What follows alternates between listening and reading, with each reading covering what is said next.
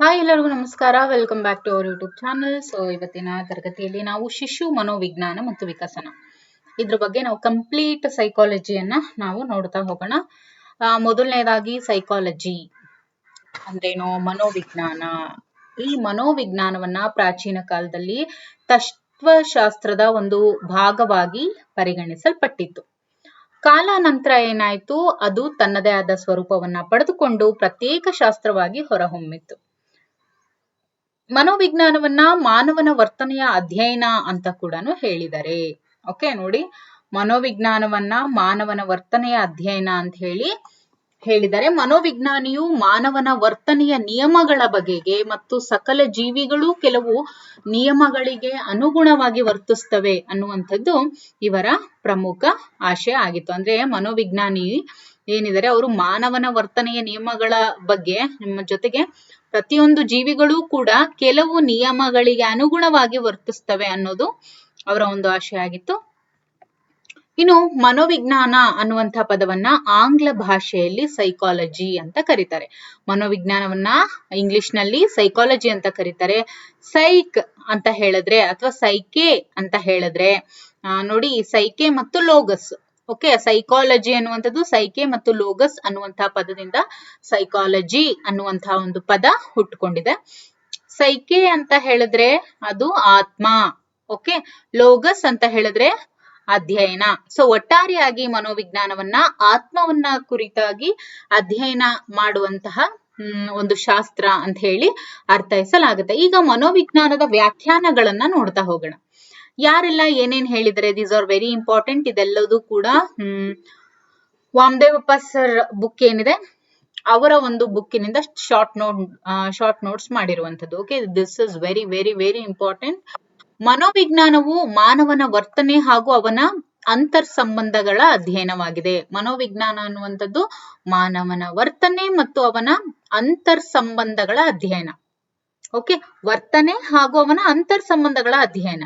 ಇದನ್ನ ಹೇಳಿದವರು ಯಾರು? ಕ್ರೋ ಮತ್ತು ಕ್ರೋರ್ ಅವರು. ವರ್ತನೆಯ ಧನಾತ್ಮಕ ವಿಜ್ಞಾನವೇ ಮನೋವಿಜ್ಞಾನ. ಅಂದ್ರೆ ವರ್ತನೆಯ ಧನಾತ್ಮಕ ವಿಜ್ಞಾನ. ಓಕೆ, ವರ್ತನೆ ಅನ್ನುವಂಥದ್ದು ಪಾಸಿಟಿವ್ ಆಗಿದ್ರೆ ಅದನ್ನ ನಾವು ಮನೋವಿಜ್ಞಾನ ಅಂತ ಕರಿತೀವಿ. ವರ್ತನೆಯ ಧನಾತ್ಮಕ ವಿಜ್ಞಾನವೇ ಮನೋವಿಜ್ಞಾನ ಅಂತ ಹೇಳಿ ಈ ವ್ಯಾಟ್ಸನ್ ಅವರು ಹೇಳ್ತಾರೆ. ಇನ್ನು ನಡತೆ ಮತ್ತು ವರ್ತನೆಗಳನ್ನ ಅಧ್ಯಯನ ಮಾಡುವುದೇ ಮನೋವಿಜ್ಞಾನ. ನಡತೆ ಮತ್ತು ವರ್ತನೆಗಳು, ನಡವಳಿಕೆ, ವರ್ತನೆ, ಇವೆರಡನ್ನ ಅಧ್ಯಯನ ಮಾಡುವುದನ್ನ ಮನೋವಿಜ್ಞಾನ ಅಂತ ಹೇಳ್ತೀವಿ ಅಂತ ಹೇಳಿ ಮ್ಯಾಕ್ ಡೂಗಲ್ ರವರು ಹೇಳ್ತಾರೆ. ಇನ್ನು ವ್ಯಕ್ತಿಯ ವರ್ತನೆಯನ್ನ ಪರಿಸರಕ್ಕೆ ಸಂಬಂಧಿಸಿದಂತೆ ಅಧ್ಯಯನ ಮಾಡುವುದೇ ಮನೋವಿಜ್ಞಾನ ಅನ್ನುವಂಥದ್ದು ಇದು ಒಂದು ಸಾಮಾನ್ಯ ವ್ಯಾಖ್ಯಾನ. ಏನು? ವ್ಯಕ್ತಿಯ ವರ್ತನೆಯನ್ನ ಪರಿಸರಕ್ಕೆ ಸಂಬಂಧಿಸಿದಂತೆ ಅಧ್ಯಯನ ಮಾಡುವುದನ್ನ ಮನೋವಿಜ್ಞಾನ ಅಂತ ಹೇಳಿ ಇದನ್ನ ಸಾಮಾನ್ಯವಾಗಿ ನಾವು ನೋಡ್ತೀವಿ. ಬಟ್ ನೋಡಿ, 1, 2, 3 ಈ ಮೂರು ಏನಿದೆ, ಕ್ರೋ ಮತ್ತು ಕ್ರೋವ್ ಮತ್ತೆ ವ್ಯಾಟ್ಸನ್ ಮತ್ತೆ ಮ್ಯಾಕ್ ಡೂಗಲ್ ಇವ್ರು ಏನ್ ಹೇಳಿದರೆ, ಇದನ್ನ ನೀವು ಚೆನ್ನಾಗಿ ನೆನಪಿನಲ್ಲಿ ಇಟ್ಕೋಬೇಕು. ಯಾಕಂದ್ರೆ ಇದು ಸಾಕಷ್ಟು ಸಲ ರಿಪೀಟ್ ಆಗಿರೋದ್ರಿಂದ, ಇದ್ರ ಬಗ್ಗೆ ಇದನ್ನ ಯಾರು ಹೇಳಿದ್ರು ಅಂತ ಕ್ವೆಶನ್ಸ್ ಮುಂಚಿನದ್ರಲ್ಲಿ ಕೇಳಿರೋದ್ರಿಂದ ಇದು ಇಂಪಾರ್ಟೆಂಟ್. ಇನ್ನು ಮನೋವಿಜ್ಞಾನದ ಸ್ವರೂಪ ನೋಡಿ, ಮನೋವಿಜ್ಞಾನವು ಸತ್ಯದ ಅನ್ವೇಷಣೆಯನ್ನ ಕುರಿತದ್ದಾಗಿರುತ್ತೆ. ಮನೋವಿಜ್ಞಾನದ ಸ್ವರೂಪದ ಬಗ್ಗೆ ನಾವು ಹೇಳ್ತಾ ಹೋದ್ರೆ, ಮನೋವಿಜ್ಞಾನ ಯಾವಾಗ್ಲೂ ಸತ್ಯದ ಅನ್ವೇಷಣೆಯನ್ನ ಕುರಿತದ್ದಾಗಿರುತ್ತೆ. ಇದು ವಾಸ್ತವ ಸಂಗತಿಗಳನ್ನ ಕುರಿತು ಅಧ್ಯಯನ ಮಾಡುವಂತದ್ದಾಗಿರುತ್ತೆ. ಇದು ಮಗುವಿನ ವರ್ತನೆಯನ್ನ ಅರ್ಥ ಮಾಡ್ಕೊಳ್ಳೋದಕ್ಕೆ, ಜೊತೆಗೆ ಆ ವರ್ತನೆಯನ್ನ ಅರ್ಥ ಮಾಡ್ಕೊಂಡು ನಾವು ಅದನ್ನ ಹೇಗೆ ಕಂಟ್ರೋಲ್ ಮಾಡ್ಬೇಕು ಅನ್ನೋದ್ರ ಬಗ್ಗೆ ಕೂಡ ಇದು ನಮ್ಗೆ ಸಹಾಯಕ ಆಗಿದೆ. ಮನೋವಿಜ್ಞಾನ ಕಲ್ಪನೆಗಳ ಆಧಾರದಿಂದ ಮಗುವಿನ ಸಂಬಂಧವನ್ನ ಇಲ್ಲಿ ಗುರುತಿಸಲಾಗುತ್ತೆ. ಮನೋವಿಜ್ಞಾನ ಅನ್ನುವಂಥದ್ದು ಮೂಢನಂಬಿಕೆಗಳನ್ನ ತಿರಸ್ಕರಿಸುತ್ತೆ. ಇದು ಸಾಕ್ಷ್ಯಾಧಾರಗಳನ್ನ ಸಂಗ್ರಹಿಸಿ ಮಗುವಿನ ನೈಜ ವರ್ತನೆಯನ್ನ ಇದು ಪರೀಕ್ಷಿಸುತ್ತೆ. ಹಾಗಾದ್ರೆ ಮನೋವಿಜ್ಞಾನದ ವ್ಯಾಪ್ತಿ ಏನ್ ಅಂತ ನೋಡೋದಾದ್ರೆ, ಮನೋವಿಜ್ಞಾನವು ಒಂದು ಕ್ರಮಬದ್ಧ ಜ್ಞಾನವನ್ನ ಹೊಂದಿರುವ ಒಂದು ಅಧ್ಯಯನವಾಗಿದೆ. ಈಗ ಮನೋವಿಜ್ಞಾನವನ್ನ ನಾವು ಹೆಂಗಂದ್ರೆ ಹಂಗೆ ನಾವು ಅದನ್ನ ಓದೋದಕ್ಕಾಗಲ್ಲ. ಸ್ಟೆಪ್ ಬೈ ಸ್ಟೆಪ್ ನಾವಿಲ್ಲಿ ಇದ್ರ ಬಗ್ಗೆ ನಾವು ನೋಡ್ತಾ ಹೋಗ್ತೀವಿ. ಈಗ ಸಂಕ್ಷಿಪ್ತವಾಗಿ ಹೇಳ್ಬೇಕು ಅಂತ ಹೇಳಿದ್ರೆ, ಮನೋವಿಜ್ಞಾನದ ವಿಸ್ತಾರವು ತುಂಬಾನೇ ವ್ಯಾಪಕವಾಗಿದೆ. ಹಿಂದೆ ಮನೋವಿಜ್ಞಾನವನ್ನ ತತ್ವಶಾಸ್ತ್ರದ ಒಂದು ಭಾಗವಾಗಿ ಅಧ್ಯಯನ ಮಾಡಲಾಗ್ತಾ ಇತ್ತು. This is very very very important. ನೋಡಿ, ಹಿಂದೆ ಏನಾಗಿತ್ತು, ಮನೋವಿಜ್ಞಾನವನ್ನ ತತ್ವಶಾಸ್ತ್ರದ ಒಂದು ಭಾಗವಾಗಿ ಅಧ್ಯಯನ ಮಾಡ್ಲಾಗ್ತಾ ಇತ್ತು. ಓಕೆ, ಆದ್ರೆ ಇವತ್ತು ಅದು ತನ್ನದೇ ಆದ ಅಸ್ತಿತ್ವವನ್ನ ಪಡೆದುಕೊಂಡೆ ಅದೇ ಒಂದು ಬ್ರಾಂಚ್ ಆಗಿ ಅದ್ರ ಬಗ್ಗೆನೇ ಸ್ಟಡಿ ಮಾಡಿ ಅದರಲ್ಲೂ PhD ತಗೊಂಡವರೆಲ್ಲ ಇದ್ದಾರೆ, ಹೌದಲ್ವಾ? ಸೊ ಮನೋವಿಜ್ಞಾನದ ಕಾರ್ಯಕ್ಷೇತ್ರ ಅಪರಿಮಿತವಾಗಿರೋದ್ರಿಂದ ಅದನ್ನ ಅನೇಕ ಶಾಖೆಗಳನ್ನಾಗಿ ವಿಂಗಡಿಸಲಾಗಿದೆ. ಯಾವ ತರ ಇವಾಗ applied psychology, general psychology, developmental psychology, so ಈ ರೀತಿಯಾಗಿ ಬೇರೆ ಬೇರೆ ಕ್ಷೇತ್ರಗಳಾಗಿ ಅದು ವಿಭಜನೆ ಆಗಿದೆ. ಇನ್ನು ಅದು ಅನೇಕ ವಿಷಯಗಳೊಂದಿಗೆ ಸಂಬಂಧವನ್ನ ಹೊಂದಿರೋದ್ರಿಂದ ಅದರ ವ್ಯಾಪ್ತಿ ತುಂಬಾನೇ ವಿಸ್ತಾರವಾಗಿರೋದು ನಾವು ನೋಡ್ಬೋದು. ಇನ್ನು ಮನೋವಿಜ್ಞಾನದ ಪ್ರಮುಖ ಶಾಖೆಗಳನ್ನ ನಾವು ನೋಡೋದಾದ್ರೆ ನೋಡಿ, ಸಾಮಾನ್ಯ ಮನೋವಿಜ್ಞಾನ, ಅಪಸಾಮಾನ್ಯ ಮನೋವಿಜ್ಞಾನ, ವಿಕಾಸಾತ್ಮಕ ಮನೋವಿಜ್ಞಾನ, ವಿಭೇದಾತ್ಮಕ ಮನೋವಿಜ್ಞಾನ, ಸಾಮಾಜಿಕ ಮನೋವಿಜ್ಞಾನ, ಪ್ರಾಣಿಗಳ ಮನೋವಿಜ್ಞಾನ, ಪ್ರಾಯೋಗಿಕ ಮನೋವಿಜ್ಞಾನ, ಶೈಕ್ಷಣಿಕ ಮನೋವಿಜ್ಞಾನ, ಮಾನವರ ಮನೋವಿಜ್ಞಾನ, ಮಕ್ಕಳ ಅಥವಾ ಶಿಶು ಮನೋವಿಜ್ಞಾನ, ಚಿಕಿತ್ಸಾ ಮನೋವಿಜ್ಞಾನ, ಜೊತೆಗೆ ಔದ್ಯೋಗಿಕ ಮನೋವಿಜ್ಞಾನ. ಇನ್ನು ಈ ರೀತಿಯಾಗಿ ಮನೋವಿಜ್ಞಾನದ ಹಲವಾರು ಶಾಖೆಗಳನ್ನ ನಾವು ನೋಡ್ಬೋದು. ಇದರಲ್ಲಿ 2 ಪ್ರಮುಖ ಭಾಗಗಳನ್ನು ನಾವು ಕಾಣ್ಬೋದು. ಒಂದು ಪ್ಯೂರ್ ಸೈಕಾಲಜಿ, ಇನ್ನೊಂದು ಅಪ್ಲೈಡ್ ಸೈಕಾಲಜಿ. ಓಕೆ, ಇನ್ನು ಶೈಕ್ಷಣಿಕ ಮನೋವಿಜ್ಞಾನ ನಮಗೆ ಪ್ಯೂರ್ ಆಗ್ಲಿ ಅಪ್ಲೈಡ್ ಆಗ್ಲಿ ನಮಗೆ ಇವಾಗ ಬೇಡ. ನಾವೇನ್ ಓದ್ತಾ ಇದೀವಿ ಅಂದ್ರೆ ನಮಗೇನ್ ಬೇಕು, ಸೈಕಾಲಜಿ ಬೇಕು. ಅದರಲ್ಲೂ ಏನ್ ಬೇಕು, ಎಜುಕೇಶನಲ್ ಸೈಕಾಲಜಿಯನ್ನ ನಾವು ಸ್ಟಡಿ ಮಾಡ್ಬೇಕು. ಓಕೆ, ಸೊ ಮನೋವಿಜ್ಞಾನವು ಅನೇಕ ಶಾಖೆಗಳನ್ನ ಹೊಂದಿದ್ದು ಶೈಕ್ಷಣಿಕ ಮನೋವಿಜ್ಞಾನವು ಮನೋವಿಜ್ಞಾನದ ಒಂದು ಅನ್ವಯಿಕ ಶಾಖೆ ಆಗಿದೆ. ಓಕೆ, ಸೊ ಹಾಗಾದ್ರೆ ನಾವು ಸೈಕಾಲಜಿಯನ್ನ ಶೈಕ್ಷಣಿಕ ಅಥವಾ ಶಿಕ್ಷಣ ಕ್ಷೇತ್ರದಲ್ಲಿ ನಾವು ಅಳವಡಿಸ್ಕೊಂಡಿರೋದ್ರಿಂದ ಇದು ಈ ಮನೋವಿಜ್ಞಾನ ಯಾವುದರ ಅಂಡರ್ ಅಲ್ಲಿ ಬರುತ್ತೆ, ಇದು ಅನ್ವಯಿಕ ಮನೋವಿಜ್ಞಾನದ ಒಂದು ಶಾಖೆಯಾಗಿ ನಾವು ನೋಡ್ಬೋದು. ಇದು ಶಿಕ್ಷಣ ಮತ್ತು ಮನೋವಿಜ್ಞಾನದ ಸಂಬಂಧವನ್ನ ಇದು ಸೂಚಿಸುತ್ತೆ. ಓಕೆ, ಶಿಕ್ಷಣದ ಕಾರ್ಯ ಯಶಸ್ಸಿಗೆ ಇದು ತುಂಬಾನೇ ಉಪಯುಕ್ತ ಆಗಿದೆ. ಇನ್ನು ಬೋಧನೆ ಮತ್ತು ಕಲಿಕೆಗೆ ಸಂಬಂಧಿಸಿದಂತೆ ಹೊಸ ವಿಚಾರಗಳಿಗೆ ಇದು ಅವಕಾಶವನ್ನ ಮಾಡಿಕೊಟ್ಟಿದೆ. ಇನ್ನು ಶೈಕ್ಷಣಿಕ ಮನೋವಿಜ್ಞಾನವು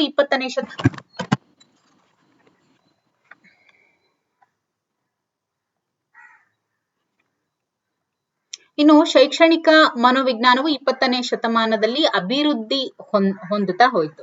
ಇದನ್ನು ಅನುಷ್ಠಾನಕ್ಕೆ ತಂದವರಲ್ಲಿ ನೋಡಿ, ಶೈಕ್ಷಣಿಕ ಮನೋವಿಜ್ಞಾನವನ್ನ ಅನುಷ್ಠಾನಕ್ಕೆ ತಂದವರಲ್ಲಿ ರೂಸೋ, ಪೆಸ್ಟಾಲಜಿ, ಫೆಡ್ರಿಕ್ ಹರ್ಬರ್ಟ್, ಆಮೇಲೆ ಪ್ರೊಬೆಲ್, ಪೌಲವ್, ಸ್ಕಿನ್ನರ್ ಇವರೆಲ್ಲರೂ ಕೂಡ ತುಂಬಾ ಪ್ರಮುಖ ವ್ಯಕ್ತಿಗಳಾಗಿದ್ದಾರೆ. ಓಕೆ, ಇನ್ನು ಶೈಕ್ಷಣಿಕ ಮನೋವಿಜ್ಞಾನದ ಅರ್ಥ ಮತ್ತು ವ್ಯಾಖ್ಯೆಗಳನ್ನ ನಾವಿವಾಗ ನೋಡ್ತಾ ಹೋಗೋಣ.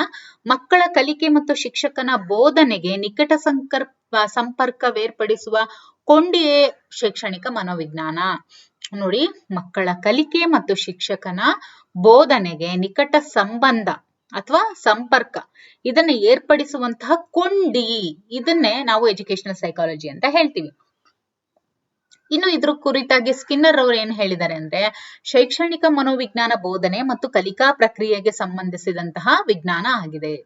ಶೈಕ್ಷಣಿಕ ಮನೋವಿಜ್ಞಾನ ಅನ್ನುವಂಥದ್ದು ಬೋಧನೆ ಮತ್ತು ಕಲಿಕೆ ಇವು ಎರಡರ ಪ್ರಕ್ರಿಯೆಗೆ ಸಂಬಂಧಿಸಿದಂತಹ ಸೈನ್ಸ್ ಆಗಿದೆ ಈ ಒಂದು ಸೈಕಾಲಜಿ ಅಂತ ಹೇಳಿ ಸ್ಕಿನ್ನರ್ ಅವರು ಹೇಳ್ತಾರೆ.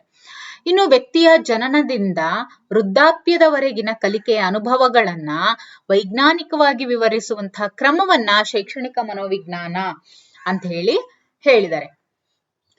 ಯಾರು, ಕ್ರೋ ಮತ್ತು ಕ್ರೋರ್ ಅವರು. ಇನ್ನು ಶಿಕ್ಷಣವನ್ನ ವೈಜ್ಞಾನಿಕವಾಗಿ ಅಧ್ಯಯನ ಮಾಡುವ ಶಾಸ್ತ್ರವೇ ಶೈಕ್ಷಣಿಕ ಮನೋವಿಜ್ಞಾನ. ನೋಡಿ, ಶಿಕ್ಷಣವನ್ನ ವೈಜ್ಞಾನಿಕವಾಗಿ ಅಧ್ಯಯನ ಮಾಡುವಂತಹ ಶಾಸ್ತ್ರ ಎಜುಕೇಶನಲ್ ಸೈಕಾಲಜಿ ಅಂತ ಹೇಳಿ ಒಂದ್ ಲೈನ್ ಅಲ್ಲಿ ಪೀಲ್ಡ್ ಅವರು ಹೇಳ್ತಾರೆ. ಇನ್ನು ವೀರಪ್ಪ ಇವರು ನಮ್ಮ ಕರ್ನಾಟಕ, ಹೌದಲ್ವಾ? ಸೊ ಇದನ್ನ ನಾವು ಚೆನ್ನಾಗಿ ನೆನ್ಪಿಟ್ಕೊಳ್ಳೋಣ ಸ್ವಲ್ಪ. ಡಾಕ್ಟರ್ NS ವೀರಪ್ಪ ಇವ್ರೇನು ಹೇಳಿದ್ದಾರೆ ಅಂದ್ರೆ, ಶೈಕ್ಷಣಿಕ ಮನೋವಿಜ್ಞಾನವು ಶಿಕ್ಷಣದಲ್ಲಿ ಮಾನವ ವಹಿಸುವ ಪಾತ್ರವನ್ನ ತಿಳಿಸುವಂಥದ್ದು ಅಥವಾ ಮಾನವ ವಹಿಸುವಂತಹ ಪಾತ್ರವನ್ನ ಇದು ನಮಗೆ ತಿಳಿಸ್ಕೊಡುತ್ತೆ ಅಂತ ಹೇಳಿದ್ದಾರೆ ಡಾಕ್ಟರ್ NS ವೀರಪ್ಪ ಅವರು. ಹಾಗಾದ್ರೆ ಶೈಕ್ಷಣಿಕ ಮನೋವಿಜ್ಞಾನದ ಸ್ವರೂಪವನ್ನ ನಾವಿವಾಗ ನೋಡ್ತಾ ಹೋಗೋಣ.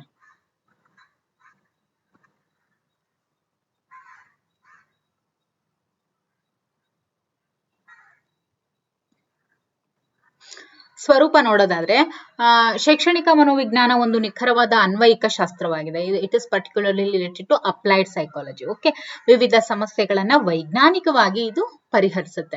ಇನ್ನು ಬೋಧನೆ ಮತ್ತು ಕಲಿಕೆಗೆ ನಿಕಟ ಸಂಪರ್ಕವನ್ನ ಇದು ಏರ್ಪಡಿಸುತ್ತೆ. ಜೊತೆಗೆ ಮಗುವಿನ ಜ್ಞಾನಾಭಿವೃದ್ಧಿಯನ್ನ ಗುರುತಿಸೋದಾಗಿದೆ. ಇದರ ವ್ಯಾಪ್ತಿ ತುಂಬಾನೇ ವಿಶಾಲವಾದದ್ದಾಗಿದೆ. ವಿದ್ಯಾರ್ಥಿಗಳ ಆಸಕ್ತಿ, ಅಭಿರುಚಿ ಹಾಗೂ ಮನೋಧೋರಣೆಗಳನ್ನ ಗುರುತಿಸುವಂತದ್ದಾಗಿದೆ. ಇನ್ನು ಶೈಕ್ಷಣಿಕ ಮನೋವಿಜ್ಞಾನದ ವ್ಯಾಪ್ತಿಯನ್ನ ನಾವು ನೋಡ್ತಾ ಹೋದ್ರೆ ಇದು ಒಂದು ಅನ್ವಯಿಕ ಶಾಸ್ತ್ರ ಆಗಿದ್ದು, ಇದು ಕಲಿಯುವವನ ವರ್ತನೆಯನ್ನ ಶೈಕ್ಷಣಿಕ ಸನ್ನಿವೇಶಕ್ಕೆ ಸಂಬಂಧಿಸಿದಂತೆ ಮಾತ್ರ ಅಧ್ಯಯನ ಮಾಡುತ್ತೆ. This is very important. ನೋಡಿ, ಶೈಕ್ಷಣಿಕ ಮನೋವಿಜ್ಞಾನ ಕಲಿಯುವವನ ವರ್ತನೆಯನ್ನ ಶೈಕ್ಷಣಿಕ ಸನ್ನಿವೇಶಕ್ಕೆ ಸಂಬಂಧಿಸಿದಂತೆ ಮಾತ್ರ ಅಧ್ಯಯನ ಮಾಡೋದು. ಓಕೆ, ಶೈಕ್ಷಣಿಕ ಸನ್ನಿವೇಶಕ್ಕೆ ಸಂಬಂಧಿಸಿದಂತೆ ಮಾತ್ರ ಅಧ್ಯಯನ ಮಾಡೋದು. ಇದು ಅಭಿವೃದ್ಧಿ ಹೊಂದುತ್ತಿರುವ ಮತ್ತು ತೀವ್ರ ಬೆಳವಣಿಗೆ ಕಾಣುತ್ತಿರುವ ಒಂದು ವಿಜ್ಞಾನ ಆಗಿದೆ. 1947ರಲ್ಲಿ ಅಮೆರಿಕ ಮನೋವಿಜ್ಞಾನದ ಸಂಘದ ಒಂದು ವಿಭಾಗವು ಶೈಕ್ಷಣಿಕ ಮನೋವಿಜ್ಞಾನದ ವ್ಯಾಪ್ತಿಯನ್ನ ಗೊತ್ತುಪಡಿಸಿ ಈ ಕೆಳಕಂಡ ಅಂಶಗಳನ್ನ ಸೂಚಿಸಿದೆ. ಏನು? ಮಾನವನ ಬೆಳವಣಿಗೆ ಮತ್ತು ವಿಕಾಸ. ಇಲ್ಲೇನು ಅಂತ ಹೇಳಿದ್ರೆ ಮಗುವಿನ ವಿಕಾಸಾತ್ಮಕ ಗುಣಲಕ್ಷಣಗಳು, ವೈಯಕ್ತಿಕ ಭಿನ್ನತೆ, ಮಾನಸಿಕ ಆರೋಗ್ಯ ಮತ್ತು ಸಹಜ ಸಾಮರ್ಥ್ಯಗಳನ್ನ ನಾವಿಲ್ಲಿ ಕಾಣಬಹುದು. ಇನ್ನು ಕಲಿಕಾ ಪ್ರಕ್ರಿಯೆ, ಕಲಿಕೆಯ ಸ್ವರೂಪ, ವಿಧಗಳು, ಕಲಿಕೆಯ ಮೇಲೆ ಪ್ರಭಾವ ಬೀರುವಂತಹ ಅಂಶಗಳು, ಕೌಶಲಗಳು, ಆಮೇಲೆ ಸಮಸ್ಯೆ ಪರಿಹಾರ, ಸ್ಮರಣೆ, ಕಲಿಕಾ ವರ್ಗಾವಣೆ ಕುರಿತು ಇದು ಮಾರ್ಗದರ್ಶನ ನೀಡುತ್ತೆ ಕಲಿಕಾ ಪ್ರಕ್ರಿಯೆಯಲ್ಲಿ. ಇನ್ನು ವ್ಯಕ್ತಿತ್ವ ಮತ್ತು ಹೊಂದಾಣಿಕೆ, ಸಮೂಹವನ್ನ ಪ್ರಭಾವಗೊಳಿಸುವಂತಹ ಅಂಶಗಳು ಯಾವ್ಯಾವು, ಜೊತೆಗೆ ವ್ಯಕ್ತಿತ್ವದ ವಿಕಾಸ ಮತ್ತು ಸಾಮಾಜಿಕ ಅಂತರ್ಕ್ರಿಯೆ ಕುರಿತು ಇದು ತಿಳಿಸ್ತಾ ಹೋಗುತ್ತೆ. ಇನ್ನು ಕಲಿಕಾ ಫಲಗಳ ಮೌಲ್ಯಮಾಪನದ ಸಾಮಾನ್ಯ ತತ್ವಗಳು, ಬುದ್ಧಿಶಕ್ತಿ, ಸಹಜ ಸಾಮರ್ಥ್ಯಗಳು, ಕಲಿಕೆ ಮತ್ತು ಹೊಂದಾಣಿಕೆಗಳ ಮಾಪನಗಳ ಬಗ್ಗೆ ಈ ಕಲಿಕಾ ಫಲಗಳು ತಿಳಿಸ್ತಾ ಹೋಗುತ್ತೆ. ಇನ್ನು ಶೈಕ್ಷಣಿಕ ಮನೋವಿಜ್ಞಾನದ ತಂತ್ರ ಮತ್ತು ವಿಧಾನಗಳಲ್ಲಿ ನೋಡೋದಾದ್ರೆ ಬೋಧನೆ ಮತ್ತು ಕಲಿಕೆಗಳ ಸಮಸ್ಯೆಯನ್ನ ಕುರಿತು ಶೈಕ್ಷಣಿಕ ಸಮಸ್ಯೆಗಳ ಬಗ್ಗೆ ವೈಜ್ಞಾನಿಕವಾಗಿ ಅಧ್ಯಯನ ಮಾಡುವಂಥದ್ದು. ಒಟ್ಟಿನಲ್ಲಿ ಶೈಕ್ಷಣಿಕ ಮನೋವಿಜ್ಞಾನದ ವ್ಯಾಪ್ತಿ ಅಪರಿಮಿತವಾಗಿದೆ. ಯಾವುದು ಶೈಕ್ಷಣಿಕವಾಗಿ ತರಗತಿಯಲ್ಲಿ ವಿದ್ಯಾರ್ಥಿಗಳ ವರ್ತನೆಯನ್ನ ಕುರಿತು ಅಧ್ಯಯನ ಮಾಡುತ್ತದೆಯೋ ಅದೆಲ್ಲವೂ ಕೂಡ ಶೈಕ್ಷಣಿಕ ಮನೋವಿಜ್ಞಾನದ ವ್ಯಾಪ್ತಿಯನ್ಗೆ ಅದು ಸೇರುತ್ತೆ. ಓಕೆ, ಸೊ ಅರ್ಥ ಆಯ್ತು ಅಂತ ಭಾವಿಸ್ತಾ ಈಗ ಮುಂದಿನ ಒಂದು ಟಾಪಿಕ್ ಬಂದು ಶೈಕ್ಷಣಿಕ ಮನೋವಿಜ್ಞಾನದ ಅಧ್ಯಯನದ ವಿಧಾನಗಳು. ಓಕೆ, ಇದು very very very important. So ಇದನ್ನ ನಾವು ಮುಂದಿನ ಒಂದು ತರಗತಿಯಲ್ಲಿ ನೋಡ್ತಾ ಹೋಗೋಣ. ಈ ಕ್ಲಾಸ್ ನಿಮ್ಗೆ ಎಷ್ಟು ಉಪಯುಕ್ತ ಅನ್ನಿಸ್ತು ಅಂತ ನೀವು ಕಮೆಂಟ್ ಅಲ್ಲಿ ತಿಳಿಸಿದ್ರೆ ಇದ್ರ ಮುಂದಿನ ಒಂದು ಭಾಗವನ್ನ ನಾವೀಗ ನೋಡ್ತಾ ಹೋಗ್ಬೋದು. ಇದನ್ನ ಚೆನ್ನಾಗಿ ನೆನ್ಪಿಟ್ಕೊಳ್ಳಿ. ಇದು ವಾಮದೇವಪ್ಪ ಸರ್ ಅವರ ಶಾರ್ಟ್ ನೋಟ್ಸ್ ಆಗಿರುತ್ತೆ. ಇದು ತುಂಬಾನೇ ಉಪಯುಕ್ತ ಆಗುತ್ತೆ ನಿಮ್ಗೆ. GPSTR ಆಗಿರ್ಬೋದು, TET ಆಗಿರ್ಬೋದು, ಬರುವಂತಹ CTET ಆಗಿರ್ಬೋದು. Very very very useful notes. So ನೀವು ಇದನ್ನ ಎಷ್ಟು ಚೆನ್ನಾಗಿ ಇದು ನಿಮ್ಗೆ ಉಪಯುಕ್ತ ಆಯ್ತು ಅಂತ ನಿಮ್ಗೆ ತಿಳಿಸಿದ್ರೆ ನಾನು ಮುಂದಿನ ಭಾಗವನ್ನ ಕಂಟಿನ್ಯೂ ಮಾಡ್ತೀನಿ. Okay, thank you for watching. So don't miss to subscribe to our channel.